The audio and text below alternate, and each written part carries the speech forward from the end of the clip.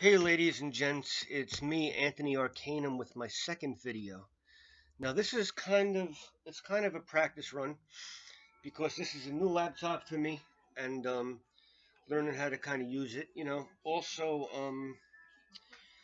I have to get the lighting situation. Like eventually I got to figure out where to do these recordings so I could get that light out. But anyway, um, today's it's not really a lesson. Just today's topic is going to be a list of books for beginners, basically. I wish that these videos were around when I was first starting out, and I could have been led kind of in the right direction because with this generation, there's literally thousands of books. And a lot of times, what happens is people who don't really know anything about magic or even occultism get to put books out, and they have a nice jazzy name, and for some reason, these books get read, and other really good ones. Let me lower this radio. They get passed down. They get passed on. I mean, and people just end up dealing with nonsense, and in the end, it kind of holds them back. So what we want to do is we want to first get a basic foundation. We want to learn something called the basics, and then from there on in, we want to find out what our path is going to be, and there's just a lot of things. There's a lot of questions, but I think there's always a basic foundation, and there's a good 15 or 20 books that everybody over the course of time starts to read, and most guys will recommend, pretty much these same books. So when you see me looking around, I have things laid out, and I have a couple of notes. So first book, the Holy Bible. The Holy Bible basically probably is one of the first books with actual occultism. And when we're talking about occultism, we're talking about secret knowledge. A lot of things are based around these holy books, and a lot of secrets are still left in them. Like, for instance, the Book of Psalms, especially in cultures like Hoodoo. The Psalms are a spell book. Say that you want to do a vengeance spell, you'll have your spell all laid out, your candles lit, all of that. There are certain spells, being Psalms, that you could actually read out loud, or even leave the page open, leave a knife on the spell, sleep with it overnight, on the psalm. It's pretty cool. But read this book just to give a lot of basic information, and basically to get a general idea of the Psalms.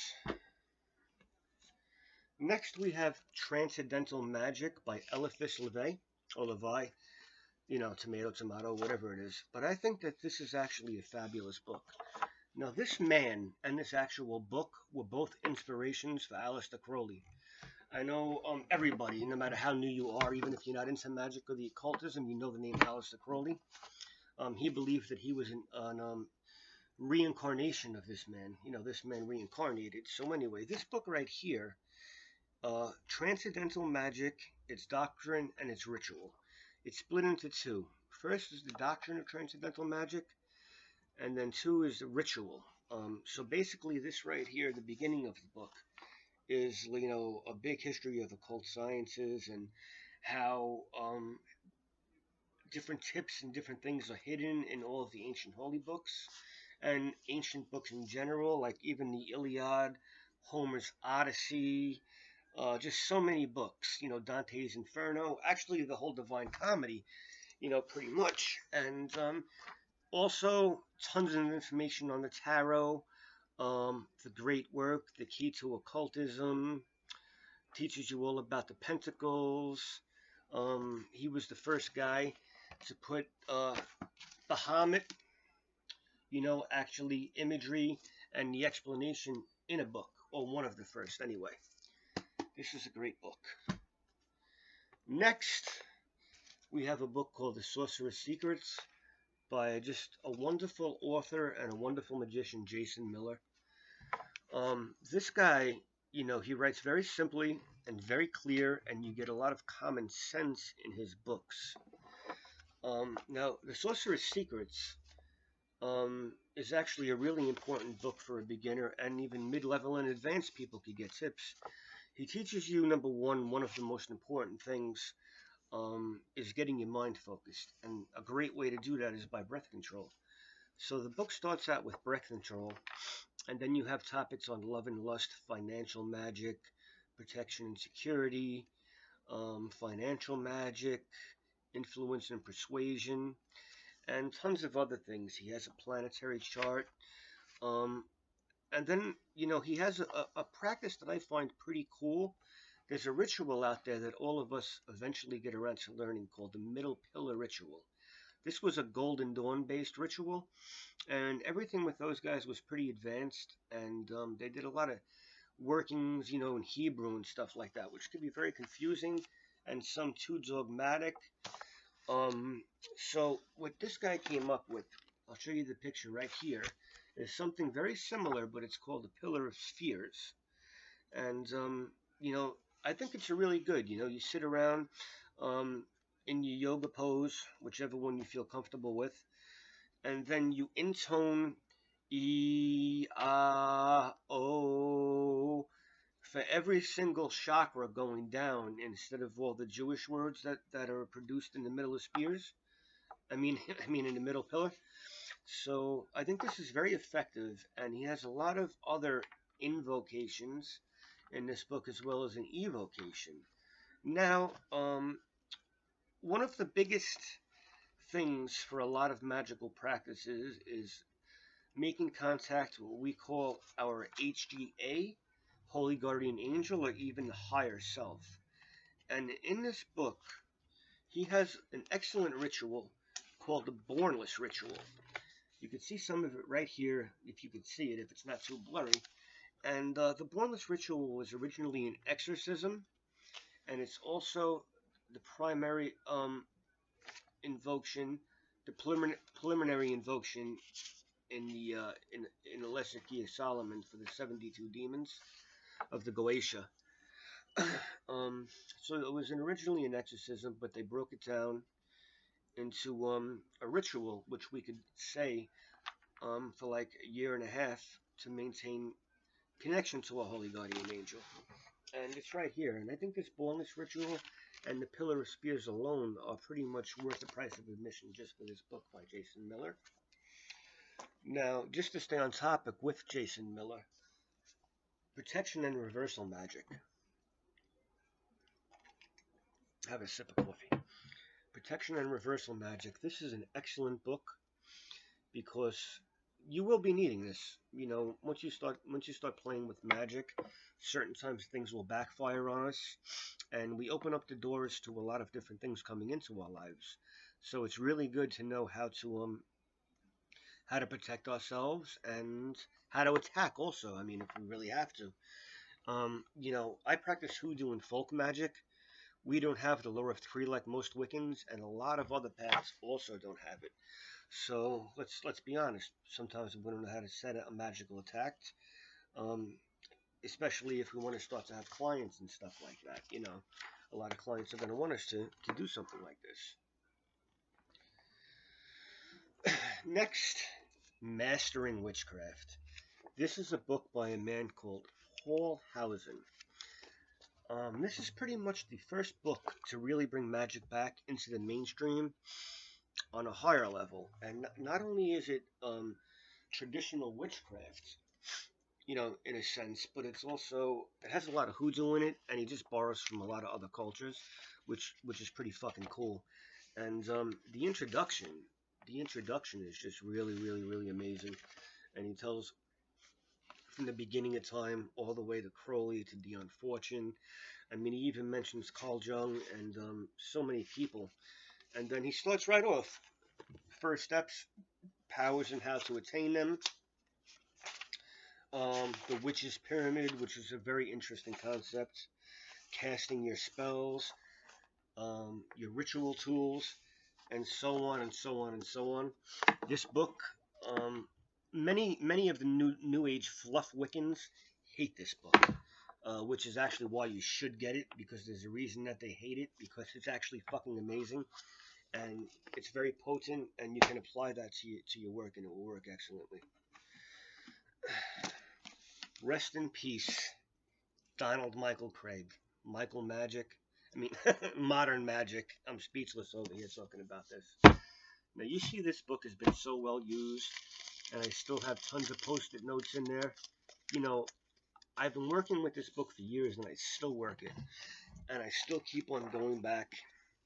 The book is I mean, I don't even know what to say. The book is called Modern Magic: 12 Lessons in High Arts. It used to be 11, but he added one, his last prints. And this book right here can take you from somebody who doesn't know anything about magic to, I would say, mid-level. Some people say, oh, it takes you to advanced levels, but that's bullshit. It could take you to a mid-grade magician. And I do not recommend this to be a first start. I definitely recommend first have some knowledge of the Bible because he quotes it a lot. And also, I would say the order that I'm giving you the books is pretty much, Transcendental Magic, because he unlocks a lot of keys for you. The Jason Miller books, very important, and Mastering Witchcraft. Jason Miller books, definitely. Mastering Witchcraft, I would really say do it, but if you can't, just go with those. But once we get to this book now teaches you one of the most important rituals that you're ever going to learn, and it's called the Lesser Banishing Ritual. Now, in the old days, a lot of magic circles, like the Golden Dawn, they would make their initiates do this routine, this ritual, every day for a year and a half. No, for a year and a day, before you could even be fully initiated into the group. And E.A. Koetting actually has his one good video, the one good video that he actually has on YouTube, the Lesser Banishing Ritual, and I would check that out because that would give you a visual on how to do it. It's pretty complicated just learning how to do it from books alone. But then he also goes into the Middle Pillar Ritual, which I personally nowadays supplement with the Pillar of Spears from Jason Miller's book, just because I like it better, but you really should learn the Middle Pillar, and I still do it as well. And then we go into the Tree of Life, the Kabbalistic Tree of Life. I have a hard time saying that word. He teaches you all about elements and how to incorporate them into your magic. Let's see what else we have here. The 5 Tibetan Rites. This is beginner's yoga, and it's 5 pretty important moves because they do work. They get you into shape. He teaches you all about talisman, amulets, the difference between our realm and the astral plane, and actually working rituals with your astral double, and just so much more. I mean, if you could only get one book of magic, definitely this would be your book. All right, and now for the non-pagans like myself, for the Christian Catholic workers like myself, I have a few books here that are from the hoodoo genre. This one right here is from a guy called Ray T Mulder. Charm, Spells, and Formulas.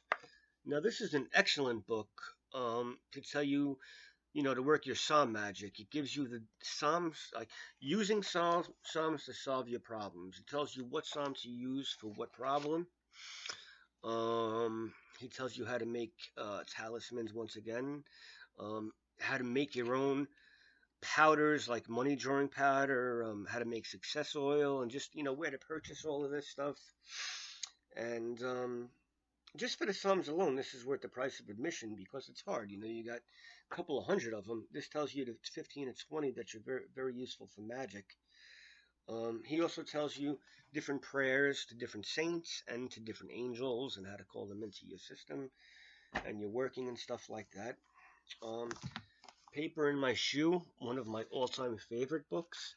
This book is amazing because if you're sitting in a prison cell somewhere and all you have access to is a pen and paper, this book will teach you talismans. It'll teach you love workings, curses, you name it. There's a spell in there for it. And Paper in My Shoe, name paper, petition paper, prayer paper, all following the hoodoo rootwork tradition. Written by a woman named Catherine Yahword from LuckyMojo.com. That woman, in a lot of ways, is a piece of shit, but she writes excellent books when it comes to hoodoo. Total fucking ripoff, and she's totally crazy. I mean, I remember one time I signed up to take her course, and she knew that I was an Italian guy, obviously. My name, Anthony Anzalone. That's my real name, by the way. She hits me back and says, Anthony, you have to write an essay about what it's like to be black in America. So what the fuck are you talking about? I have to write an essay. Oh, well, this is a black system. This is African American. I say, lady, are you out of your fucking mind? I mean, who the hell is she? Some fucking Jewish? Where did she grow up? You know what I'm saying? I mean, not that anything is anything, but, my high school was 90% black. I lived in the projects for God knows how long, and I've been a hip-hop head for 30 years. This just goes on and on and on. 3 of my best friends are black. My former roommate was black. Not that that means anything, but I'm just saying, what the fuck does that have to do with anything? This goes to Catherine Yahword. But she writes a couple of excellent books, so, personal feelings aside, she helps you learn a lot of shit. And we got Deliverance right here. Kai Ahmed tells you how to get rid of curses, how to take, the baths, the washes, the candles, the powders, different spells and things like that. Nice little book. And last but not least, a tarot book. Now, to me, the tarot book is one of the most important aspects of occultism and magic in general. It's a book in itself. Some actually say it's the lost book, the hidden book of thought, the Egyptian god of knowledge and magic. And sure, you use the tarot cards for divination, but it could also be used for meditation. You pick a card. Say you're having a really bad time. You're just having a really bad time. You don't know what you're going to do next. You'll just find a card and you'll meditate on it. Like maybe you're really, really depressed, but you want everything to be bright and sunny tomorrow when you wake up. That's not the right card. I thought it was. There we go. The sun. There we. You just meditate on just feeling good and feeling positive, and put yourself in the card instead of that little baby being up there. Make believe that's you on the horse, and just everything else, and draw yourself in. Tarot meditation is pretty cool, but get yourself a tarot book, because modern magic is going to want you to have one, because you're going to do a lot of learning with it. And excellent beginner's book for tarot, Joanne Bunning. She's a bit of a fluffy bunny, like everything with her is roses, but it's a pretty good book to get. She gives pretty detailed systems. I'm still a little bit shy on these webcams. I've never done it before, and the lighting and everything isn't really good. And I'm going to learn as you guys learn with me, as I'm trying to teach you and give you advice, for total beginners. I'm still learning right now. I'm at a mid-grade level. So hopefully as I pull you guys up, I'll be advancing myself, and the more I advance, the more I can teach you guys, and the more comfortable I'll be on the computer and things of that nature as well. So I hope you enjoyed this, and if anything, just get Mastering Witchcraft, Modern Magic, and Jason Miller's The Sorcerers Secrets, a tarot deck, a tarot book, and the Bible, and study them for about a year and a half, and you'll be good to go. All right, peace out.